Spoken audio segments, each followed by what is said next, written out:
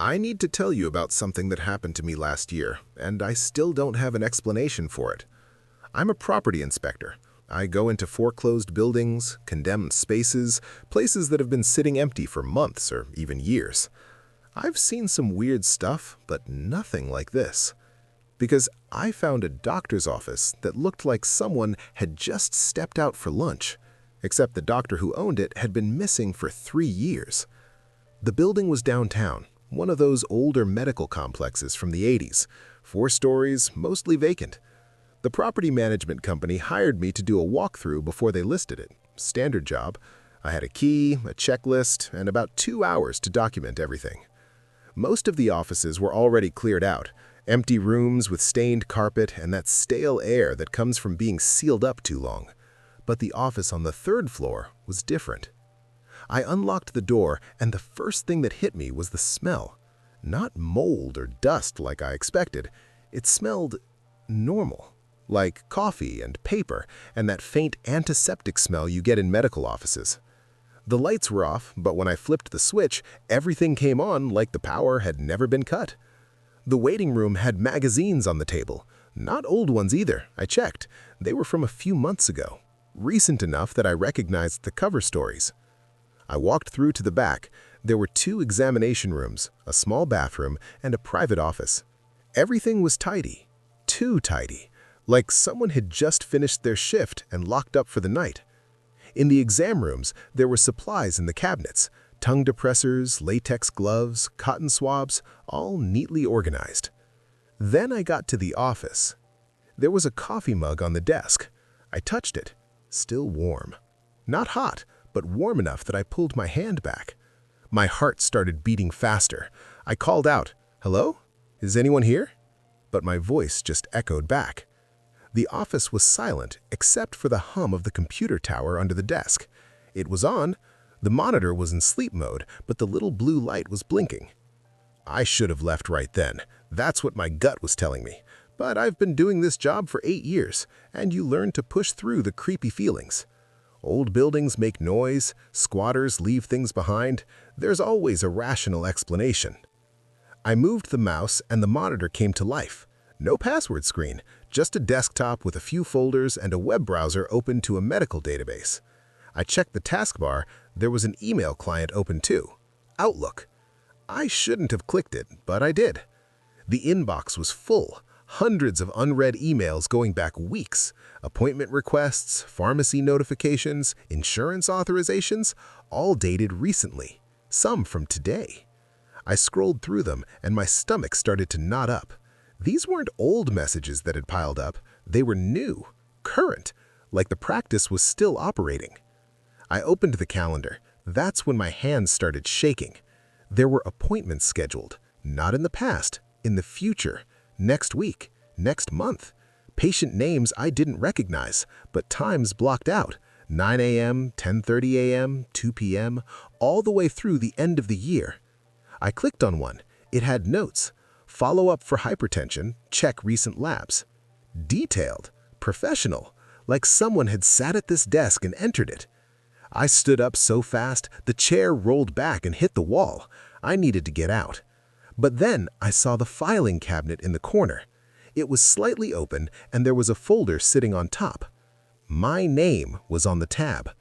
I'm going to repeat that. My name. My full legal name. I didn't touch it at first. I just stared.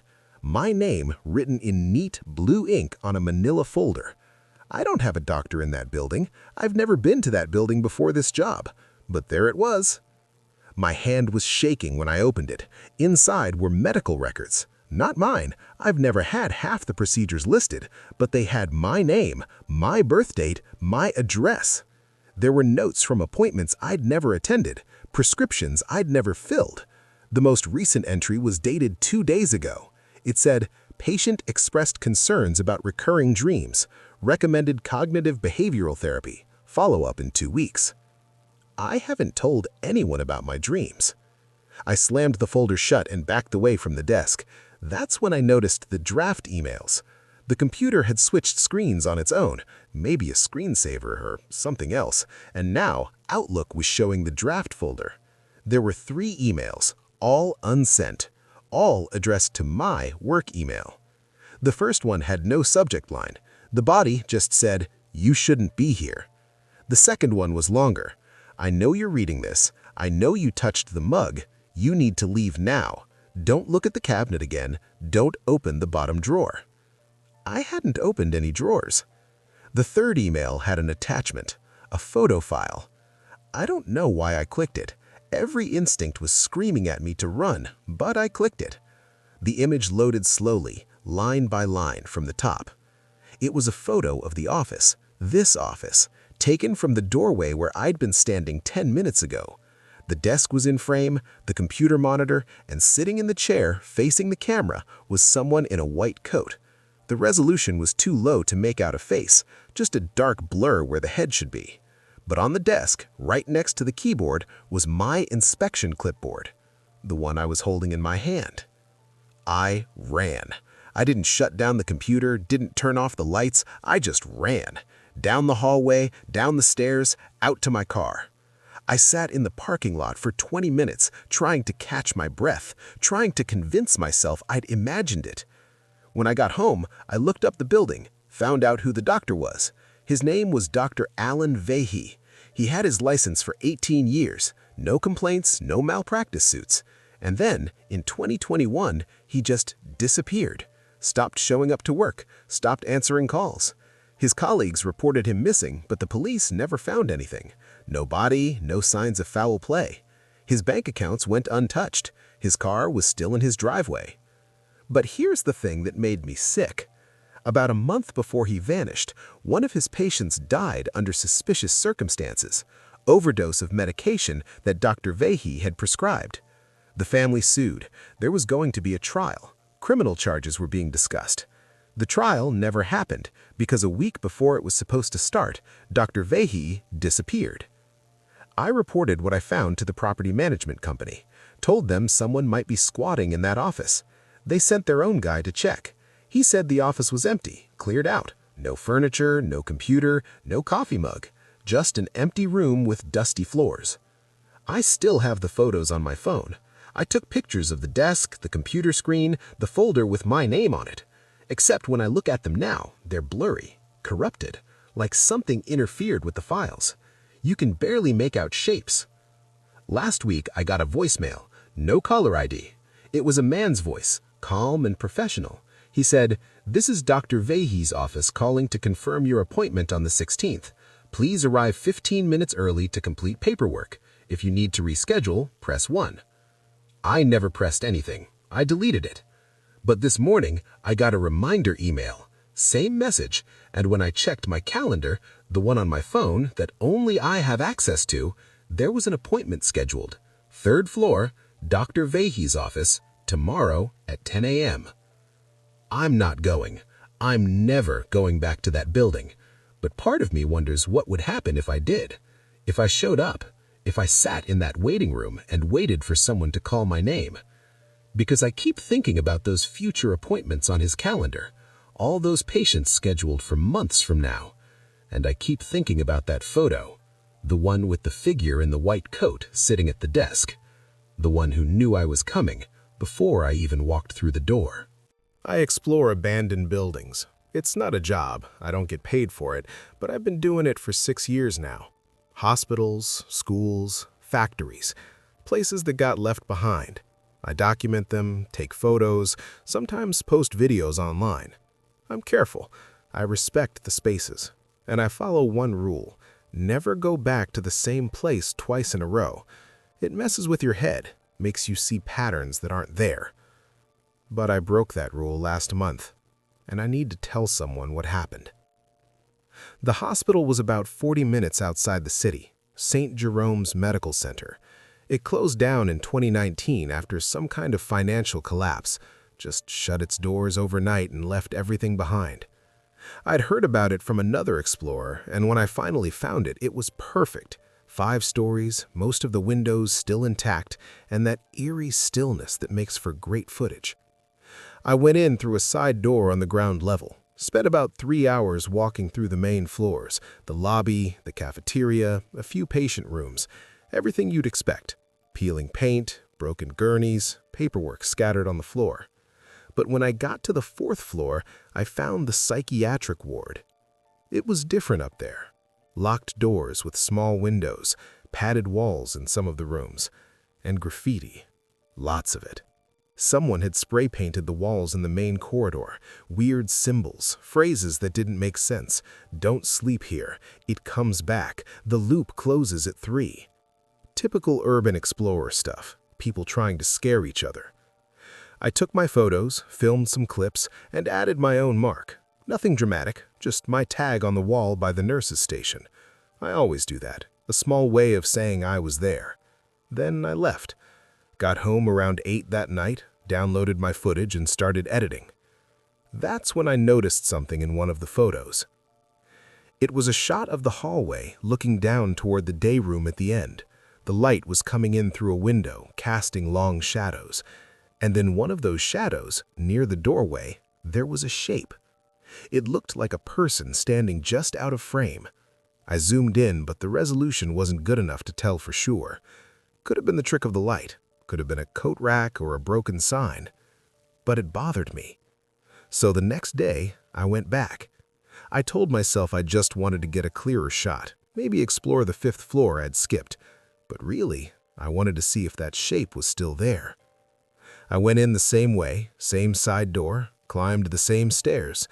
But when I got to the 4th floor, something felt off immediately. The air was different, cooler, and it smelled clean. Not like antiseptic, just clean, like someone had opened the windows and let fresh air in. The graffiti was gone. Every single mark, the symbols, the phrases, all of it, just plain, faded walls. I stood there staring, trying to make sense of it. Maybe I'd misremembered. Maybe I'd been on a different floor. But no, I recognized the layout. The nurse's station was in the same place, the day room at the end. This was the same floor. And my tag was gone too. I walked down the corridor slowly, checking every wall. Nothing. It was like no one had ever been here. I pulled out my phone and opened the photos from yesterday. There it was, my tag, clear as day, right next to the nurse's station. I held the phone up, comparing it to the wall in front of me. Same spot. But the wall was blank. That's when I noticed the furniture. Yesterday, the day room had been empty except for a few overturned chairs and a broken table shoved against the wall. Now, the chairs were arranged in a circle, neat, deliberate, like someone had set up for a group therapy session. The table was in the center, upright, and there was something on it. A clipboard. I walked over. The clipboard had papers on it, patient intake forms, but they weren't old. The paper was white, crisp, no yellowing, no water damage. I picked up the top sheet and read it. It was dated today, this morning, 9:47 a.m. The patient name was blank, but the form was filled out. Symptoms, medical history, insurance information. The handwriting was shaky, like someone had filled it out in a hurry, or under stress. At the bottom, in the section labeled Reason for Visit, someone had written, "Keeps seeing the same day, can't make it stop." My hands started sweating. I set the clipboard down and backed away. This wasn't right. None of this was right. I turned to leave, and that's when I saw the dust, or the lack of it. Yesterday, the floor had been covered in dust and debris, thick layers of it, untouched for years. I'd left footprints everywhere. I'd even filmed them as I walked. But now, the floor was clean. No dust, no footprints, not mine, not anyone else's. It looked freshly mopped. I ran, back down the hallway toward the stairs, but I stopped at the nurse's station because something caught my eye. The desk. Yesterday it had been empty except for some old binders and a broken phone. Now there was a monitor, an old CRT monitor, the kind they don't make anymore. And it was on. The screen showed a live feed, security camera footage, black and white, grainy. It was pointed at the hallway I'd just come from. I could see the corridor, the day room in the distance, and I could see myself, standing right where I'd been 30 seconds ago. But the timestamp in the corner said yesterday's date, the exact time I'd been there on my first visit. I watched myself walk down the hall, watched myself stop and take a photo, watched myself spray paint my tag on the wall. Then I watched myself leave, disappearing down the stairwell. The feed didn't stop. It kept playing, and seconds after I left, someone else came into frame. A figure in scrubs, moving slowly, methodically. They walked up to my tag and stood there for a moment, just staring at it. Then they reached into their pocket and pulled out something, a rag maybe or a sponge, and started wiping the wall, erasing it. When they were done, they moved to the next piece of graffiti and did the same thing, working their way down the hall, erasing everything. The video skipped forward. Now it was showing the day room. The figure was in there, arranging the chairs in a circle, placing the clipboard on the table, moving with purpose, like this was routine. Then the figure stopped and looked up, directly at the camera, directly at me. I couldn't see a face. The image was too grainy, the lighting too poor, but I could feel them looking. The figure stood there for a long moment, and then they lifted one hand and pointed, not at the camera, at something off-screen, toward the stairwell. The feed cut to black. I didn't wait to see what happened next. I bolted, down the stairs, through the lobby, out the side door. I ran to my car and didn't stop until I was 10 miles down the road.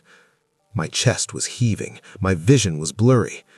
I pulled over and tried to calm down, tried to think rationally. When I got home, I looked up St. Jerome's, found some old news articles. The hospital closed because of financial issues, yes, but there was more. In 1987, there was an incident, a fire in the psychiatric ward. 18 patients died. The cause was never fully determined. Electrical fault, maybe arson. But the hospital kept operating for another 30 years. They just rebuilt the 4th floor and kept going. Then I found something else. A forum post from 2020, about a year after the hospital closed, someone claiming they'd explored the building. They described the same thing, graffiti disappearing, furniture moving, everything resetting overnight. They said they went back a 3rd time, and that's when they saw the blood.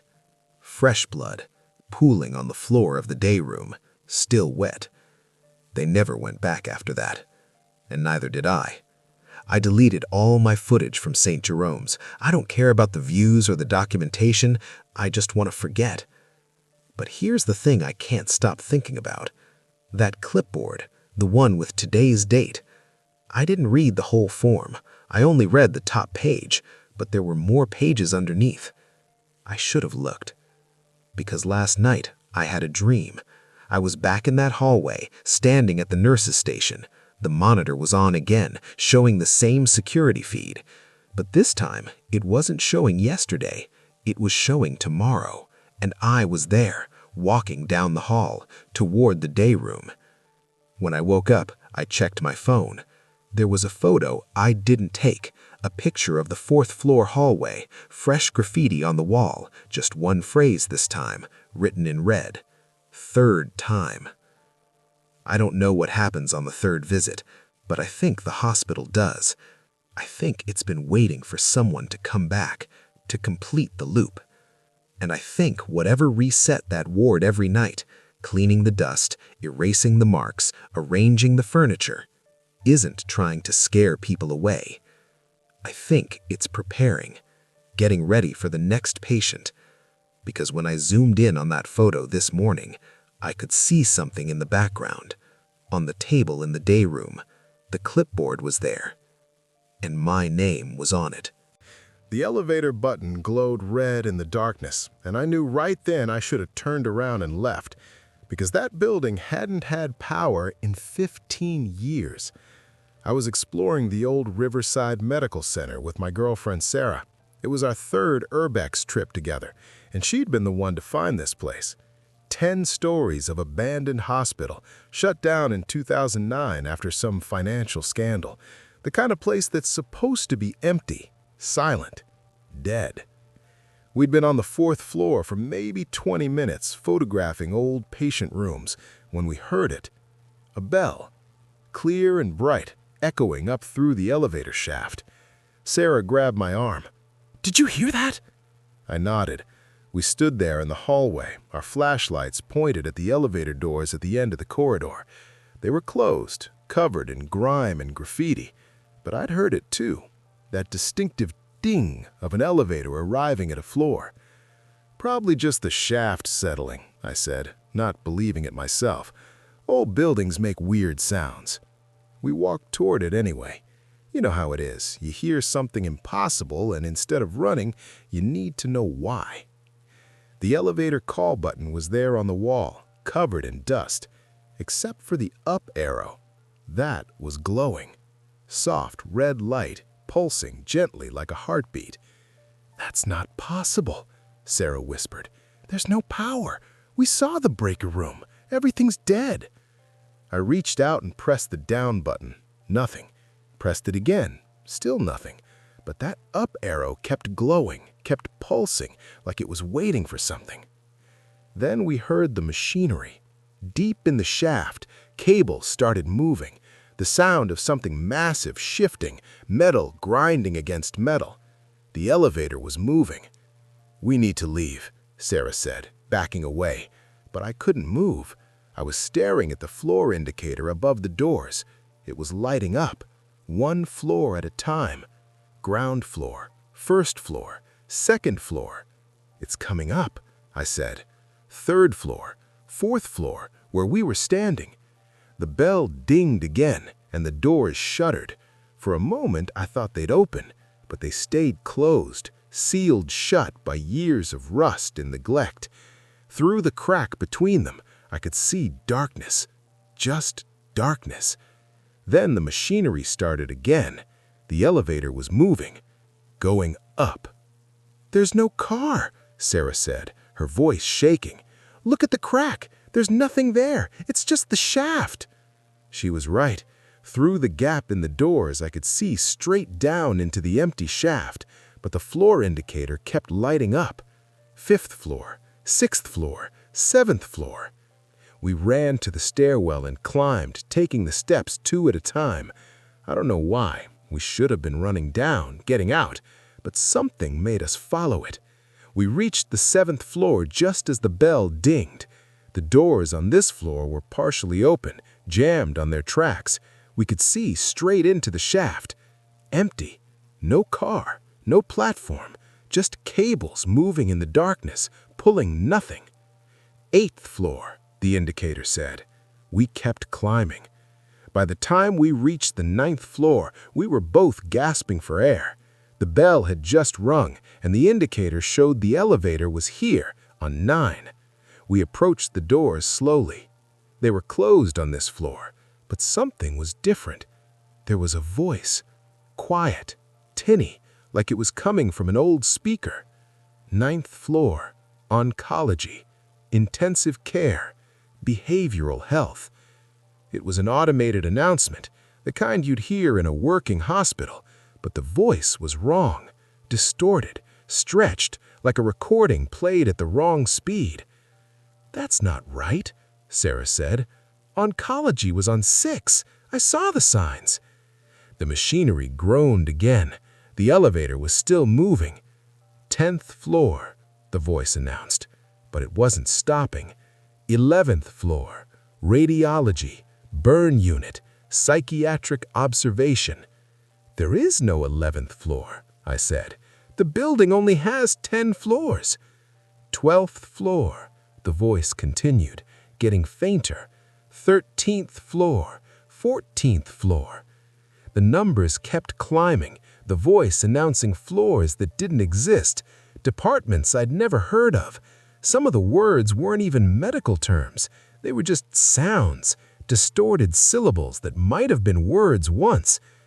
Then it stopped. Silence filled the shaft. No machinery, no voice, just Sarah's breathing and mine. The floor indicator above us flickered, changed. It showed a number I'd never seen before. -3. -3, Sarah said. "What the hell is -3? The bell dinged. Once, twice, 3 times. Then the doors in front of us started to open. They shouldn't have been able to. They were rusted, jammed, sealed, but they opened anyway, grinding and shrieking, revealing what was behind them. Not the shaft, not emptiness. A hallway. It was lit, fluorescent lights buzzing overhead, casting that familiar hospital glow. The walls were clean, painted institutional beige. A nurse's station sat empty 30 feet down the corridor. Doors lined both sides, all of them closed. "This isn't possible," Sarah breathed. "We're on the 9th floor. There's nothing behind these doors except a 100-foot drop."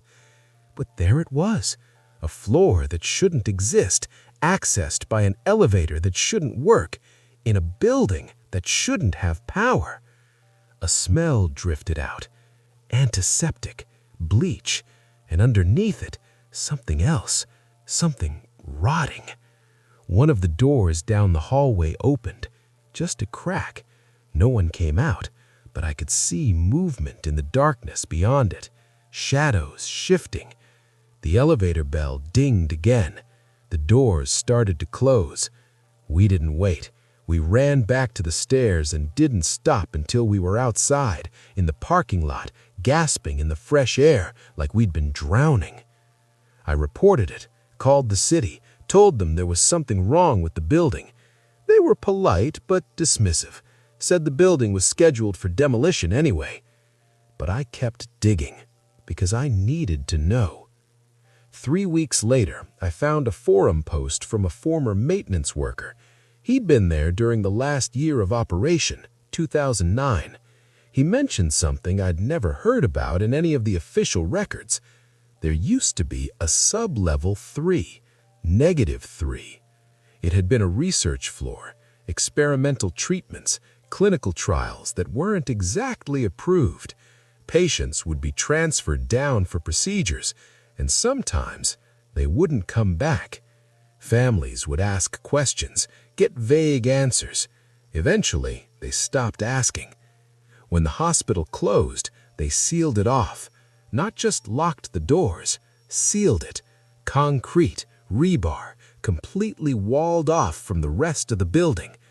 According to him, there were still 14 patients down there when they did it. The demolition happened last month. I watched from across the street as the wrecking ball reduced Riverside Medical Center to rubble. But I kept thinking about that hallway, those clean walls, that door opening in the darkness. And I wondered, when they sealed that floor, did they really seal it? Or did they just make it so the only way to reach it was impossible? I found a patient chart in the records room with today's date on it, and when I opened it, every symptom listed was exactly what I was feeling in that moment. Let me back up. I'm a medical student, 3rd year, and I'd heard about the old St. Agnes Hospital from some classmates. It closed down in 2007, but supposedly all the records were still there. Decades of patient files just sitting in the basement, rotting away. I thought it might be interesting for my research project on historical medical practices. Maybe I'd find some rare cases, unusual treatments, that kind of thing. Getting in was easy. A basement window with a broken latch, and I was inside. The records room was exactly where my classmates said it would be. Down a long corridor, last door on the left. The door was unlocked, which should have been my first warning. Places like this are supposed to be sealed up tight. The room was massive. Floor-to-ceiling filing cabinets, rows and rows of them stretching back into shadow. The air was thick with dust and mildew, and my flashlight barely cut through the gloom. I started at the nearest cabinet, pulling open drawers at random. Most of the charts were old, like I expected. 1980s, 1990s, early 2000s. Faded paper, handwritten notes, and that cryptic doctor scrawl. I was getting into a rhythm, scanning through files, taking photos of interesting cases. Then I opened a drawer near the back of the room and saw it. A manila folder, crisp and new, not yellowed, not brittle, fresh. And on the tab, written in black marker, December 24th, 2025. Today's date. My hands were shaking as I pulled it out. The folder was thin, maybe 5 or 6 pages inside. I set it on top of the filing cabinet and opened it. The first page was a standard intake form, patient information, medical history, chief complaint. But the name field was blank, just a line with nothing written on it. Same with the date of birth, address, all the identifying information, completely empty. But the rest was filled out. Chief complaint, tachycardia, shortness of breath, dizziness, sense of impending doom. I felt my chest tighten. Those were exactly what I was feeling. My heart had been racing since I found the file, and I'd been breathing hard, telling myself it was just the dust and the exertion. But seeing it written there in clinical terms? I turned to the next page, vital signs. Heart rate, 118 BPM. Blood pressure, 145/92. Respiratory rate, 22. Temperature, 97.8 degrees Fahrenheit. I pressed 2 fingers to my wrist, counted. My heart was definitely over 110. I could feel it pounding in my throat. And I was breathing too fast, I knew that. The numbers on the chart, they matched. They matched exactly. "This isn't real," I said out loud, my voice sounding strange in the empty room. "This is just someone's idea of a joke." But my hands kept turning pages. Physical examination. Patient appears anxious and disoriented, pupils dilated, skin pale and diaphoretic, tremor noted in bilateral hands. I looked at my hands. They were shaking, and when I touched my forehead, it came away damp with sweat. The next page was a timeline, medical notes recorded minute by minute. 10:47 p.m. Patient entered facility through basement access. Vitals stable. Slight elevation in heart rate attributed to physical exertion. That was 20 minutes ago, almost exactly when I'd climbed through the window. 10:52 p.m. Patient located records room, beginning to show signs of psychological distress. 11:03 p.m. Patient discovered chart, acute anxiety response noted, tachycardia increasing. I checked my phone. 11:04 p.m. The notes continued down the page, but I couldn't focus on them because my vision was starting to blur. The room felt too small suddenly, the walls pressing in. I couldn't get enough air. I flipped to the next page, desperate to see if there was more, if there was some explanation. Diagnosis, acute stress reaction. Recommendation, immediate psychiatric evaluation. And then, at the bottom of the page, in different handwriting, neater, more careful. Prognosis, poor. 1 page left. My fingers didn't want to turn it. Every instinct was screaming at me to close the folder, to drop it, to run. But I couldn't stop. I had to see. The final page was a death certificate. The name field was still blank, but everything else was filled in. Date of death, December 24th, 2025. Time of death, 3:14 a.m. Location, St. Agnes Hospital, sub-basement records room. I felt something shift in my chest, a sharp pain, sudden and overwhelming, radiating down my left arm. The file slipped from my hands, pages scattering across the floor. "No," I managed to say. "No, this isn't—" My phone clattered on the concrete. I grabbed for the filing cabinet, but my legs were giving out.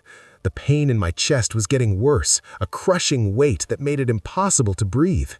I was on my knees, then on my side, the cold floor against my cheek. I could see the death certificate from where I lay, could see that time, 3:14 a.m. My vision was darkening at the edges. My phone was just out of reach, the screen showing 11:06 p.m. 4 hours. I had 4 hours. I tried to move, tried to crawl toward the door, but my body wasn't responding anymore. The pain was everything now, white-hot and absolute. The last thing I remember thinking was that they'd find me here, eventually, days from now, maybe weeks, and they'd wonder what I was doing in this room, why I came here alone. They'll never find the chart, because when I woke up, if I woke up, the first thing I'd do is destroy it. I woke up at 3:15 a.m. I was still on the floor of the records room, cold and stiff but alive. The pain in my chest was gone. I could breathe again. My phone was next to me, battery nearly dead, showing 3:15. 1 minute past the time on the death certificate. The file was gone.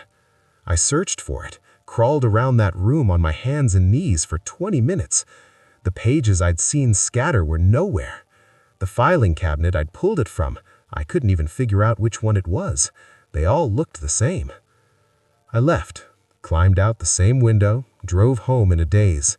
Told myself it was a panic attack, stress, exhaustion, maybe some kind of psychological break from the pressure of school. I'd imagined it, all of it. But I checked my Apple Watch history this morning, the health app that tracks your vitals. At 3:14 a.m., my heart rate dropped to 0. For exactly 1 minute, the app recorded no heartbeat, flatline. Then, at 3:15, it jumped back up, started recording like nothing had happened. I don't know what happened in that records room. I don't know if I died and came back, or if I never died at all. If it was real or some kind of shared delusion between me and a file that shouldn't exist. But I know one thing. That chart is still out there. Maybe in that filing cabinet, maybe somewhere else, and the name field is still blank. Because it's not my chart. Not yet. It's waiting for the next person who goes looking. The next person who needs to know what's in that room. And when they find it, when they open that folder, it'll have their symptoms, their vitals, their timeline, their time of death. I'm writing this down because I need someone to know. If you're reading this, if you've heard about St. Agnes Hospital, if someone tells you about the records room, don't go. The charts down there don't record the past.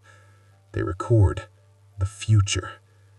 And some futures aren't meant to be read. The door to the children's ward swung open the second I touched it, and I knew something was wrong because I just watched the security guard lock it from the inside. I work security at Northwood Hospital, or what's left of it. The main building still operates, but the East Wing's been closed since the early 2000s, pediatrics mostly. My job is to do rounds 3 times a night, make sure no one's broken in, check that everything's sealed up tight. I've been doing this for 6 months, and I've learned the building's rhythms, which doors stick, which windows rattle in the wind, where the roof leaks. The East Wing is always the same, always quiet, always locked. Except tonight. I'd just finished checking the 3rd floor when I saw him, Davis, the guard who works the opposite shift. He was coming out of the pediatric wing, pulling the door shut behind him. I watched him test the handle twice, making sure it was secure. He gave me a nod and headed for the stairs. The second he was gone, I walked over to double-check. It's protocol. Both guards verify the locks. I reached for the handle, barely applied pressure, and the door swung open, smooth and silent, like it had never been locked at all. "Davis?" I called out, but he was already gone, his footsteps echoing down the stairwell. I stood there, staring into the darkened hallway beyond. I should have radioed it in, should have called Davis back, but I'd been down this hall 100 times. I knew every room, every corner. I could just do a quick check, lock it properly, and be done. I stepped inside. The pediatric wing looked like it had been frozen in time. Unlike the rest of the abandoned section, where vandals had smashed windows and spray-painted walls, this area was pristine. The nurse's station still had papers on the desk. Crayon drawings hung on the walls, faded but intact. A toy chest sat in the corner of the waiting area, lid closed. It was too clean. That's what always bothered me. 15 years of dust and decay everywhere else, but the children's ward looked like everyone had just stepped out for lunch. I walked down the main corridor, checking doors. Most were already open, revealing empty patient rooms with tiny beds and cheerful murals. Dolphins, rainbows, cartoon animals that seemed to watch me as I passed. Halfway down the hall, I heard it.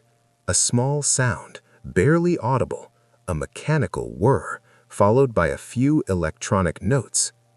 Music. I froze, trying to pinpoint the source.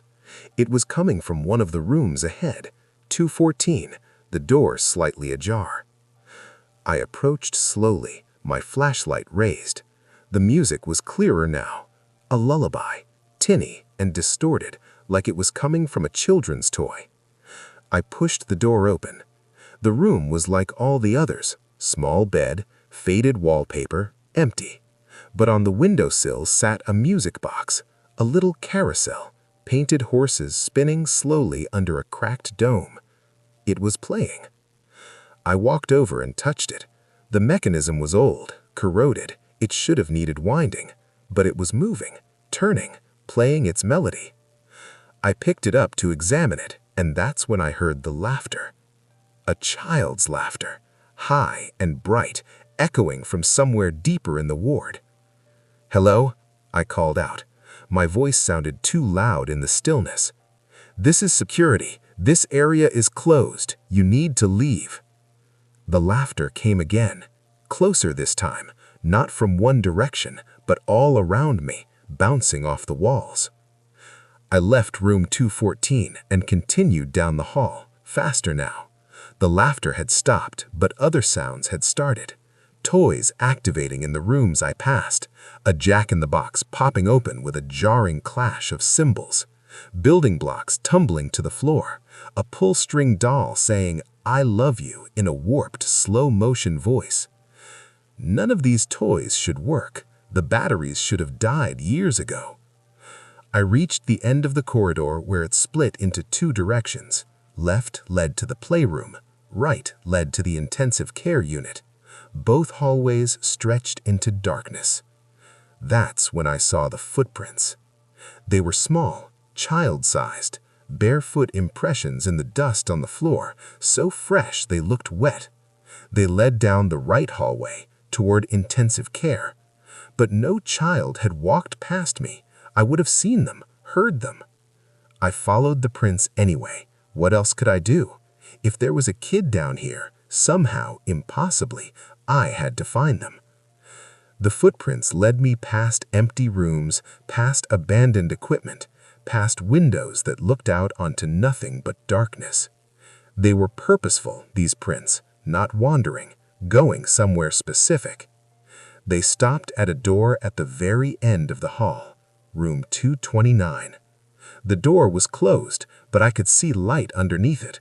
Not flashlight beams, not moonlight, the warm, soft glow of incandescent bulbs. This wing didn't have power. I knew that for a fact. I reached for the handle and paused. Every instinct was screaming at me to radio for backup, to leave, to do anything except open that door. But I heard something. A voice, quiet, almost whispering.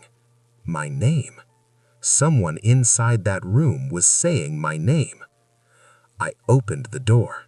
The room was lit, a single bulb above, casting long shadows across walls covered in children's drawings. A dozen beds lined the space, all of them occupied, small shapes under white sheets, perfectly still. My breath caught. These weren't mannequins, weren't dolls. The sheets rose and fell with shallow breathing. "What the hell?" I started to say, but the words died in my throat. The figure closest to me sat up. The sheet fell away, revealing a child, a boy, maybe 7 or 8. His hospital gown was faded and torn. His skin was gray, waxy. His eyes were open but wrong, clouded, unfocused. "You came," he said. His voice was the one I heard, the one that knew my name. One by one, the other figures sat up. Children, a dozen of them, all with that same gray skin, those same clouded eyes. "We've been waiting," a girl said from the bed nearest the window. "Waiting so long," another echoed. They started to climb out of bed, slowly, stiffly, like they were remembering how to move. I backed toward the door, but it had closed behind me. When I grabbed the handle, it wouldn't turn. "You're not real," I said. My voice was shaking. "This isn't happening." "We're real," the first boy said. He was closer now, only a few feet away. "We've always been real. They just stopped looking for us." "The treatments. They told our parents we'd get better," the girl said by the window. "But we didn't get better," another child said. They were surrounding me now, forming a circle. I could smell them, antiseptic and decay, medication and rot. "They kept giving us the medicine, even when we asked them to stop, even when it hurt." "And then we were gone," the girl said. "But not gone, still here, always here." I tried the door again, slamming my shoulder against it. It didn't budge. "You can't leave," one of them whispered. "But you can." The circle parted. A path opened, leading not to the door I'd come through, but to another door on the opposite wall, one I hadn't noticed before. "Go," the boy said, "before it's too late." "Before you become like us," the girl added. I didn't need to be told twice. I ran for that door, threw it open, and found myself in a stairwell I didn't recognize. I took the stairs 3 at a time, not looking back, not stopping until I burst out into the main hospital, into the lights and the people and the blessed normalcy of the working building. I reported it, told them everything. They thought I'd had some kind of breakdown, but they sent a team to check anyway. Room 229 was empty. Always had been, they said. No beds, no drawings on the walls, no evidence anyone had been there in years. But I did my research. I had to know. In 2003, Northwood Hospital ran experimental trials in the pediatric wing, aggressive treatments for terminal illnesses. 15 children were enrolled. The program was shut down after 8 months when it came out that several of the children had died from complications, not from their illnesses, from the treatments themselves. The families sued. The hospital settled quietly. The wing was closed permanently. I found the names of the children who died. 12 of them. 12 beds in room 229. I quit the next day, told them I was moving, taking a job closer to family. They didn't question it. High turnover in hospital security. People don't last long. But before I left, I went back to that wing one more time, during the day, with other people around. I just needed to see it in the light, to prove to myself it was just rooms and dust and old toys. The door opened easily, no resistance. Inside, everything was exactly as I remembered, clean, preserved. The MRI machine turned on by itself, and I watched my keys start sliding across the floor toward it, even though the power lines to this building were cut 3 years ago. I'm a salvage contractor. My company gets hired to strip abandoned buildings before demolition, pull out anything valuable, copper wiring, steel fixtures, medical equipment that can be refurbished and resold. I've done dozens of hospitals. It's routine work. Mercy General was supposed to be easy. The place had been shut down since 2021, sat empty ever since. My job was to catalog the radiology department, see what imaging equipment was worth salvaging. I'd done the paperwork, verified with the city that all utilities were disconnected, water, gas, electric, everything cut at the source. I entered through the main lobby and made my way to the radiology wing on the 2nd floor. The hallway was dark, my flashlight cutting through the gloom. Most of the doors were open, rooms already picked over by scavengers, but the MRI suite at the end of the hall was still sealed, a heavy door with a faded radiation warning sign. The door was unlocked. I pushed it open and stepped into the control room. Banks of dead monitors lined the wall, dust-covered keyboards, a rolling chair with cracked leather. Beyond the leaded glass window, I could see into the scanning room itself. The MRI machine sat in the center like some kind of technological altar, a massive white cylinder with a narrow tunnel through the middle, the scanning table extending out like a tongue. Even dormant, the thing had a presence, a weight.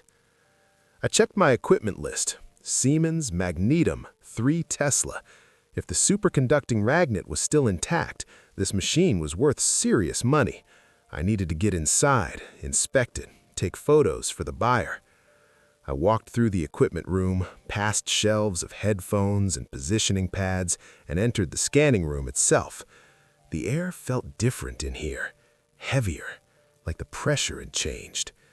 I approached the machine, running my hand along its smooth surface. No visible damage, no signs of vandalism. I pulled out my phone to take pictures, and that's when I noticed something odd. My keys. They were trembling. Not in my pocket. I'd clipped them to my belt loop like always, but I could feel them vibrating against my hip, a faint pull, like a weak magnet tugging at them. That wasn't possible. MRI magnets are either on or off. When they're on, they're incredibly powerful, strong enough to pull a wheelchair across a room, to yank an oxygen tank through the air like a missile. But when they're off, they're off. There's no middle ground, no residual magnetism. I unclipped my keys to examine them, and the second they left my belt, they lurched in my hand, pulled toward the machine. I gripped them tighter, but I could feel the force increasing, a steady, insistent tug. "That's not right," I said aloud. My voice echoed in the empty room. I backed away from the machine, keys still pulling in my hand. Whatever was happening, I needed to leave, document this, call someone with more expertise. That's when the machine hummed to life. It started low, almost subsonic, a vibration I felt in my chest more than heard. Then the sound built, rising in pitch, and lights began to glow inside the bore, soft blue, then brighter white, illuminating the tunnel. I dropped my keys. They shot across the floor like they'd been fired from a gun, clattering into the machine's housing with a sharp metallic clang. No, no, no! I was backing toward the door, but my belt buckle was pulling now. My phone, the zipper on my jacket, every piece of metal on my body was straining toward that machine.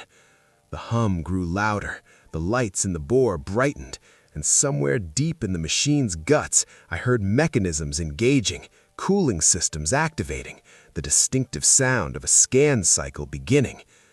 This wasn't possible. I'd seen the electrical room. The main breakers were open, wires hanging loose. There was no power to this building, nothing to run a machine that needed enough electricity to light up a small house. My belt buckle popped open. The button on my jeans was next, the metal fly starting to slide down. I grabbed at my clothes, trying to hold everything in place, but the pull was getting stronger. A pen in my jacket pocket flew out, struck the machine with a crack. My phone slipped from my other pocket, skidded across the floor. The metal frame of my glasses started to bend, pulling away from my face.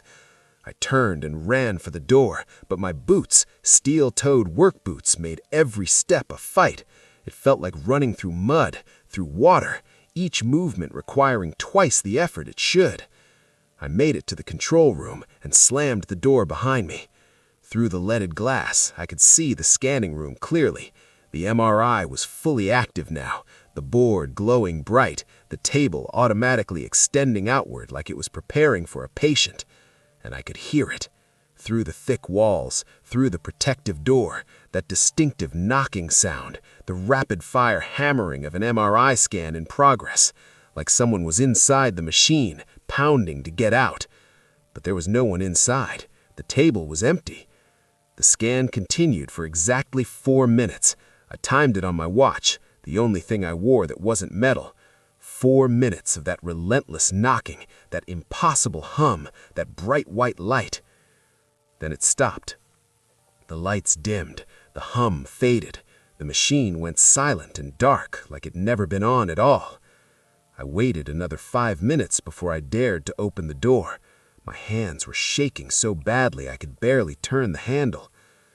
The scanning room looked exactly as it had before, except my keys were gone, my phone was gone, the pen, my belt buckle, all of it, vanished. Not just pulled into the machine's housing, gone, like they never existed. I left, walked out of that hospital and called my supervisor from my truck, told him I couldn't do the job. Equipment malfunction, safety hazard. I gave him every excuse except the truth. He was pissed, but he sent another team the next day. They reported everything was fine. Machine was dead, no power, no issues. They stripped it for parts without incident. I didn't believe him, so I did what I always do when something doesn't make sense. I started digging. Mercy General's closure in 2021 was supposed to be clean. Budget cuts, consolidation, the usual story. But I found a whistleblower report buried in county records, filed 2 months before the closure, then mysteriously withdrawn. The report claimed the hospital was running unauthorized research, late-night MRI sessions not logged in official records, patients brought in through service entrances, no consent forms, no ethics board oversight, and they were using backup generators, industrial-grade, diesel-powered units installed in the sub-basement, not connected to the main grid, so when the city cut power, these generators kept running, could run for months on stored fuel. The whistleblower said they'd seen something on one of those scans, something that shouldn't have been possible, images that showed he couldn't explain it, wouldn't explain it, just said that whatever they were scanning for, they found it. The report was withdrawn after the whistleblower disappeared. Not missing, just gone. Quit his job, moved out of state, stopped answering calls, like he'd been paid to forget what he saw. I tried to find him, called the number listed on the report. It was disconnected. Searched for his name online, nothing recent. No social media, no forwarding address. The man erased himself. Last week, I drove past Mercy General. They still haven't demolished it. The radiology wing is right where I left it. Windows dark, doors sealed. But here's the thing that keeps me up at night. I filed a FOA request with the power company, asked them to confirm when Mercy General's electricity was disconnected. They sent me the records. The main lines were cut on October 3rd, 2021, exactly when they said. But there was another line item, a request made 6 months later, April 2022. Someone wanted to know about backup generator regulations, what kind of fuel storage was legal, how long you could run industrial generators without permits. The email address came from Mercy General Hospital, 8 months after it officially closed. I don't know if those generators are still down there in the sub-basement. I don't know if they're still running, but I think about that MRI machine turning on. I think about the scan it ran, imaging empty air, looking for something, or someone. My supervisor keeps asking if I'll go back. They want that Siemens magnet. It's worth $200,000 if we can pull it intact. He's offering me double rate, triple rate. I keep saying no, because I've been having dreams every night since I visited that hospital.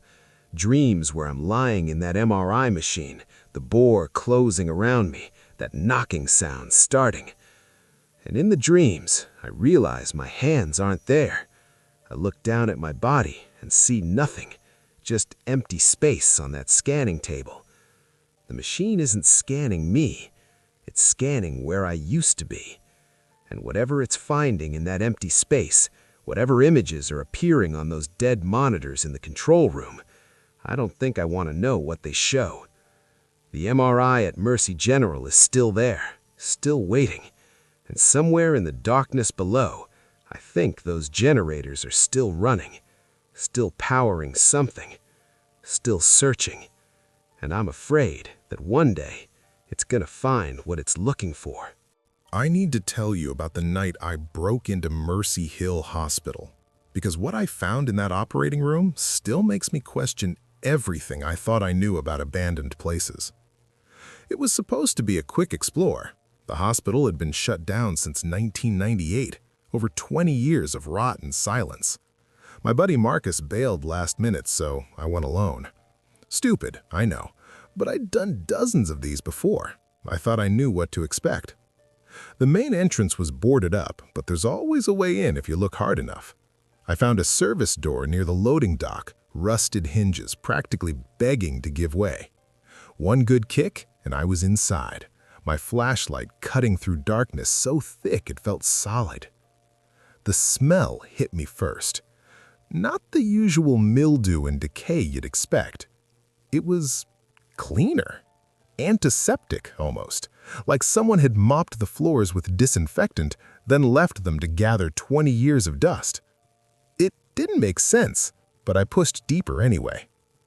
I made my way through the corridors, my footsteps echoing off peeling walls. Patient rooms sat empty, beds still made with rotted linens, a nurse's station with charts scattered across the counter, frozen in time.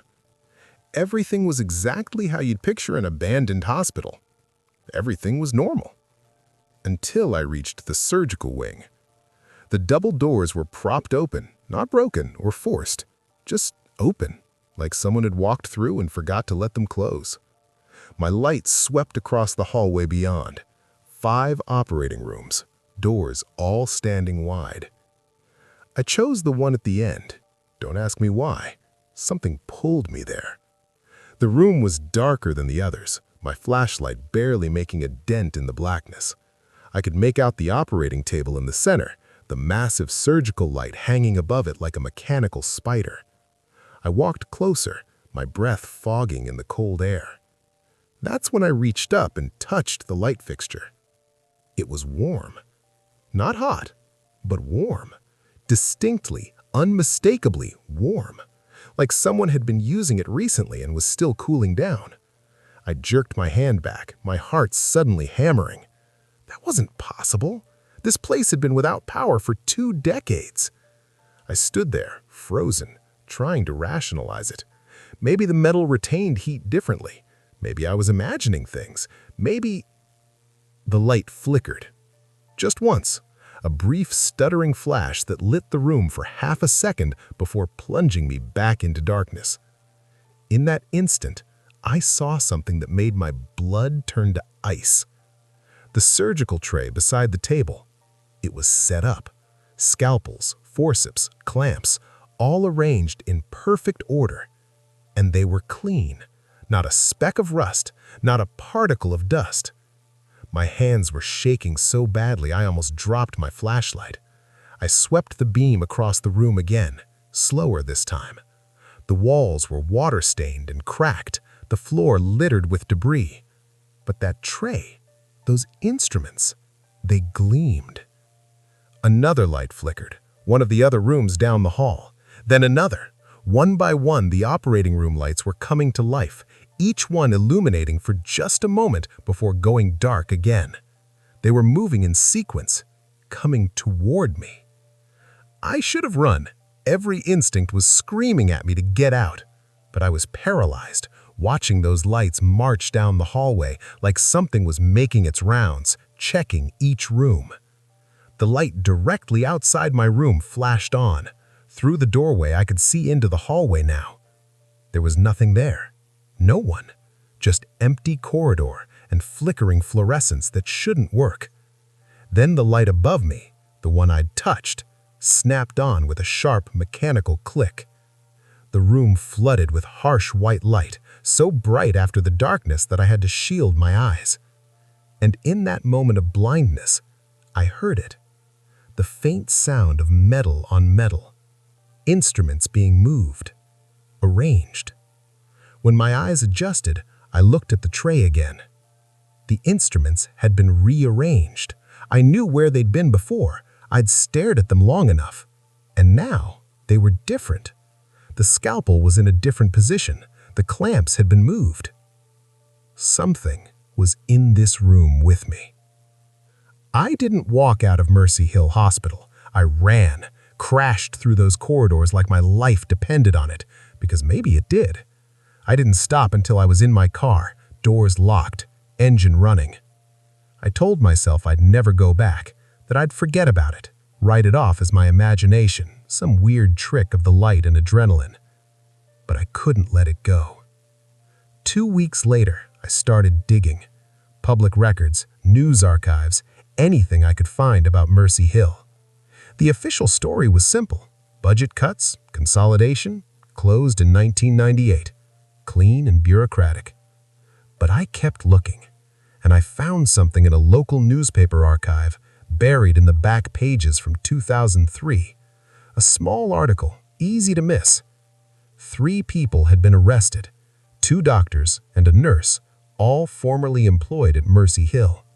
They'd been charged with performing unauthorized surgical procedures, not at another hospital, at Mercy Hill, 5 years after it officially closed. The article said they'd somehow maintained access to the building, that they'd been running an illegal surgery operation for patients who couldn't get legitimate medical care, people who couldn't ask questions, people no one would miss.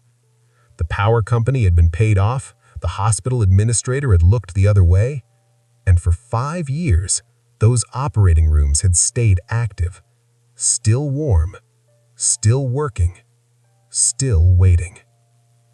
I don't know what I encountered that night. Maybe it was residual energy, maybe it was worse. But I know what I felt when I touched that light. It was warm because someone had been using it. Riverside Psychiatric Hospital did one of those weird ones. Closed in 2016, sat empty ever since. The bank that held the note wanted an assessment before they put it up for auction. My job was simple. Walk through, document the condition, note any hazards or damage, and provide evaluation. I'd done 3 hospitals before this. I knew what to expect. Stripped equipment, water damage, graffiti, maybe some squatters. Nothing I couldn't handle. The administration building was unlocked, which made things easy. I started on the ground floor, working my way through offices and common areas. Everything was standard urban decay. Peeling paint, broken windows, files scattered across floors. The patient ward was on the 3rd floor, a long corridor with rooms on either side, each door marked with a number.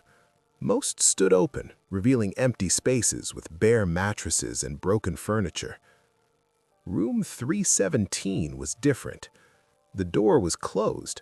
Not locked, just closed, which was unusual. Every other door in the wing hung open or had been removed entirely. I turned the handle and stepped inside. The room was intact. Not pristine, but preserved. A hospital bed sat against the far wall, still made with faded blue sheets. A nightstand held a water pitcher and plastic cup. A patient monitor stood silent in the corner, its screen dark. And mounted on the wall next to the bed was a nurse call button. The red button you'd press if you needed help. I don't know why I did it. Professional curiosity, maybe. I'd been pressing switches and buttons all day, checking what was connected, what still worked. 9 times out of 10, nothing happened. I reached out and pressed the call button. It lit up, bright red, glowing like it was brand new. I stepped back, surprised. There was no power in this building. I'd verified that before coming up. The electrical panel in the basement was dead, breakers rusted in place. Then the speaker crackled. Static at first, then a voice. Female, professional, with that practiced calm that nurses have. Room 317, how can I help you? My mouth went dry. I stared at the intercom unit mounted above the bed, the little speaker grill, the indicator light that was now glowing green. Hello? I managed. Is someone there? Yes, this is the nurse's station. What do you need? This wasn't possible. I was standing in an abandoned hospital. There was no nurse's station, no nurses, no one else in this building but me. I don't need anything, I said. I'm just doing an inspection, property appraisal. Silence on the other end, long enough that I thought maybe the connection had died. Then, please stay calm. Someone will be with you shortly. Wait, I don't... The intercom clicked off. I stood there in the doorway, my heart hammering. This had to be some kind of recording, maybe a prank, squatters who'd rigged up a speaker system. That made more sense than an active intercom in a dead building. I was about to leave when I noticed the bed. The sheets were moving. Not dramatically, just a slight rise and fall, like someone was breathing underneath them, like the bed was occupied. I forced myself to step closer, told myself it was air circulation, a draft through the broken windows. but the movement was too regular, too rhythmic. I reached out and touched the sheets. They were warm. I yanked my hand back like I'd touched a hot stove. The sheets were warm, body temperature, like someone had just been lying there. "This is insane," I said out loud. My voice sounded too loud in the small room. "There's nobody here." The patient monitor in the corner flickered to life. Green lines appeared on the black screen, a heart rate monitor, the familiar beeping starting up. 72 beats per minute, then 75, then 80, the line jumping steadily, regularly, tracking a heartbeat that didn't exist. I backed toward the door, not taking my eyes off the monitor. The beeping was getting faster. 85, 90, 95. The intercom crackled again. "Please remain in the room. A nurse is on the way." "No," I said. "No, I'm leaving, right now." I turned for the door, and it slammed shut. Not just closed, slammed, hard, enough to rattle in its frame. I grabbed the handle and pulled. It didn't budge. I pulled harder, threw my weight against the door. The door was locked from the outside. The heart monitor was screaming now. 120 beats per minute, 130, 140. The beeping so rapid it was almost a single continuous tone. "Let me out!" I shouted. I pounded on the door, kicked it. "Help!" "Please stay calm," the voice said through the intercom. That same professional tone, not concerned, not urgent, just procedural. "Elevated heart rate detected. Are you experiencing chest pain, shortness of breath?" I was experiencing both. My chest felt tight, my breathing ragged. But that was panic. That was fear. That wasn't... The heart monitor flatlined. The beeping stopped, replaced by a single, sustained tone. The green line on the monitor went flat. No peaks, no valleys, just a straight line stretching across the monitor. And the intercom voice said, "Time of death, 11:47. I felt cold, bone-deep cold that had nothing to do with the temperature. I looked at my phone. 11:47. "I'm not dead," I said. My voice was shaking. "I'm fine." No response from the intercom. The door clicked, unlocked itself with a soft mechanical sound. I didn't waste time. I yanked it open and ran, down the corridor, down the stairs, through the lobby, out into the parking lot. I didn't stop running until I was in my car with the doors locked and the engine running. I sat there for 20 minutes, trying to catch my breath, trying to make sense of what happened. Then I called my supervisor. Told him I couldn't complete the appraisal. Equipment malfunction, safety concerns. I'd have to come back with someone else. He wasn't happy, but he agreed. Said he'd send a team next week. I never went back. I made excuses, passed the job to a colleague. Told myself I'd overreacted, that it was just old wiring, some weird electrical feedback creating sounds in the intercom system. But I couldn't stop thinking about it. About that voice, about the warm sheets, about the heart monitor flatlining at 11:47. So I started researching. Riverside Psychiatric closed suddenly in 2016. Official reason was funding cuts, but there were rumors, complaints about patient care, allegations of neglect. I found a news article from December 2016, small piece, buried in the local section. A patient had died at Riverside the night before the closure, found unresponsive in their room. Cause of death? Cardiac arrest. Room number wasn't listed in the article. But I filed a FOIA request for the patient's medical records.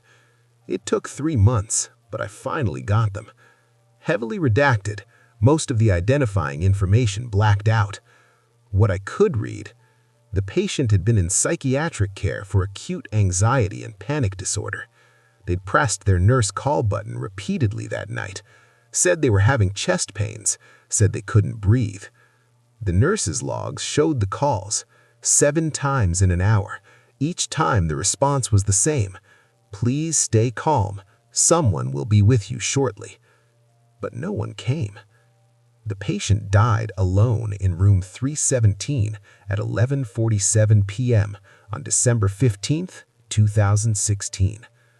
The hospital closed the next morning. The official investigation cleared the staff of wrongdoing, said the patient's death was due to natural causes, that the timing was coincidental. But here's what keeps me awake. The patient's room was never officially cleared. When the hospital shut down, they sealed the wings, locked the doors, and left. Most rooms were emptied first, stripped beds, equipment removed, standard procedure. But 317 was missed, or ignored, or deliberately left alone. And according to the maintenance logs I found, the nurse call system was never disconnected. The backup battery in the patient monitoring station, the one that keeps critical systems running during power outages, was never removed. Those batteries can last for years. I think about that call button lighting up, about that voice on the intercom asking what I needed, even though this hospital had been abandoned for 8 years. I'm a real estate appraiser. I evaluate properties for banks and investors, determine what they're worth. Most of my jobs are routine: houses, office buildings, strip malls. But sometimes I get the weird ones, the properties nobody wants to touch. Riverside Psychiatric Hospital was one of those. Closed in 2016, sat empty ever since. The bank that held the note wanted an assessment before they put it up for auction. My job was simple: walk through, document the condition, note any hazards or damage, and provide evaluation. I saw myself on the security monitor before I even entered the building, and when I checked the timestamp on the footage, it was dated 3 years ago. I'm a tech salvage contractor.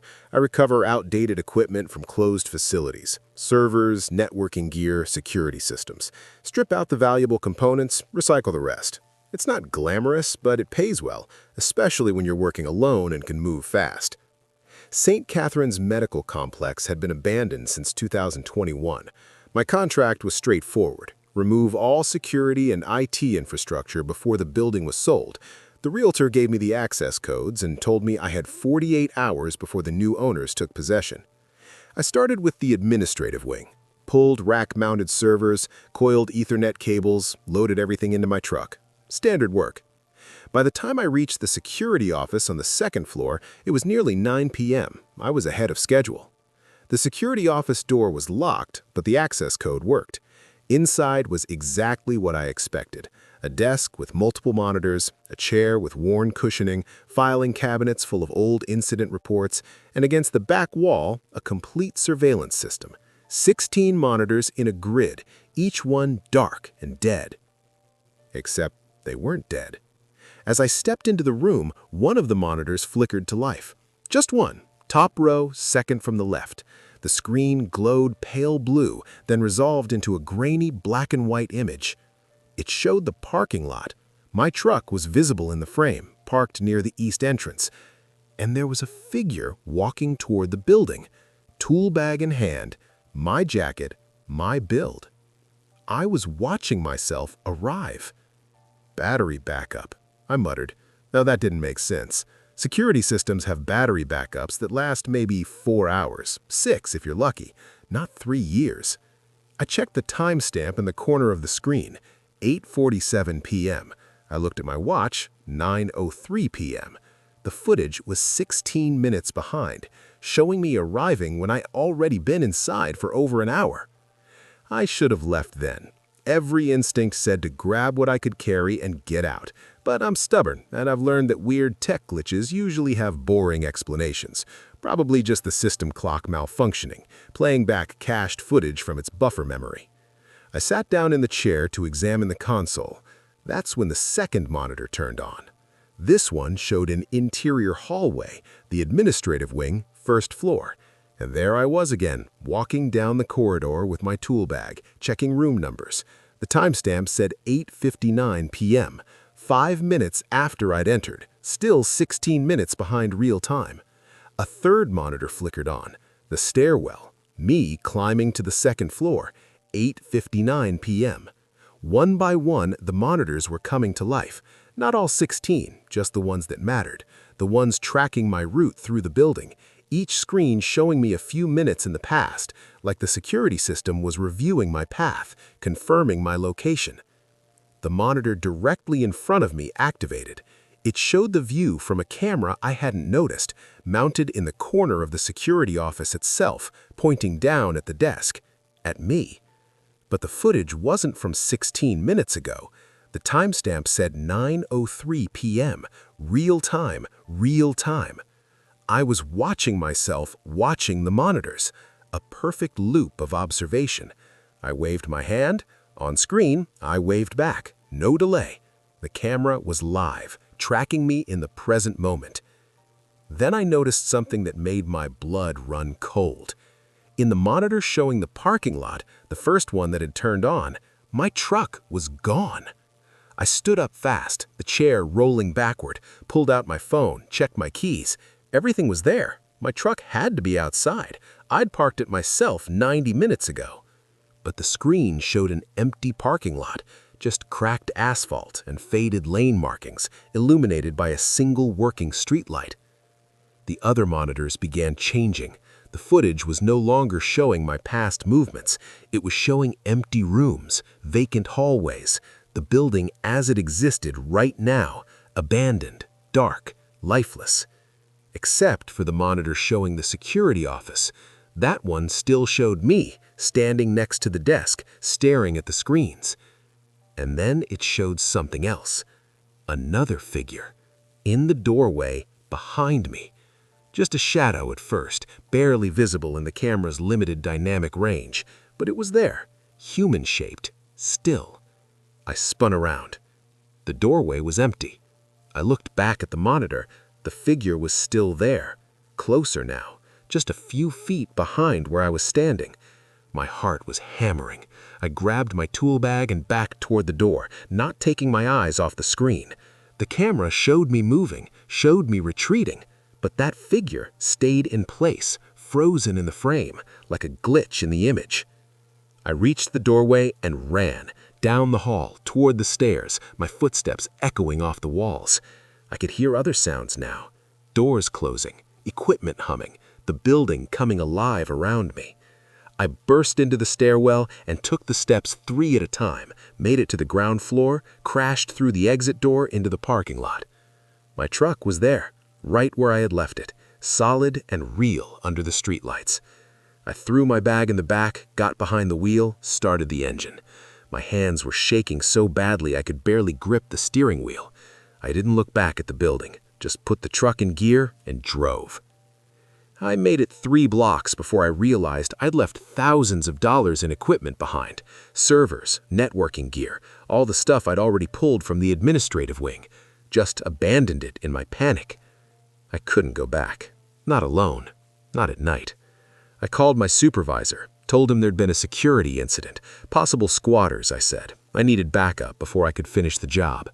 He was annoyed, but agreed to send someone in the morning. We'd go together, document everything, file an incident report with the building owner. That night, I couldn't sleep. I kept seeing that monitor, that figure standing behind me, and I kept thinking about the timestamp on the parking lot footage. The next morning, I met my supervisor at the site. We went in together, went straight to the security office.